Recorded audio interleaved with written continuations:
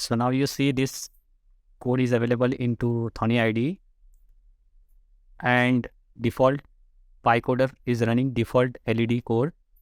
So what we will do, we'll make some changes and we'll see how to run this code. Here you can select whatever board you have, MicroPython, and then proper COM port, and other option you have from run, select configure interpreter, and then again select board and COM port, which already mentioned in above steps. Now, so once board is connected, you can see here MicroPython is connected. To run this script, you just have to click on this run button and it will start. So now you can see LED start blinking, and whatever changes you want, you just have to stop. So now script stop and make some changes, like for instead of 1 second, we'll make it 3 seconds.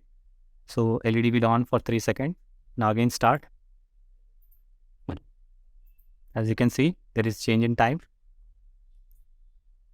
Okay.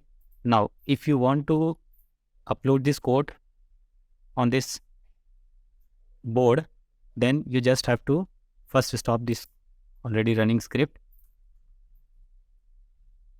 Otherwise, it will show you busy. So once it is stopped, now click on File, Save Copy, and select your board. Then you just need to replace this pre-installed main.py file. So what I will do, just select, it will automatically take that, because we have to save this with same name, main.py. Okay. Now it will ask, just override this. So now your code uploaded to PiCoder. Now you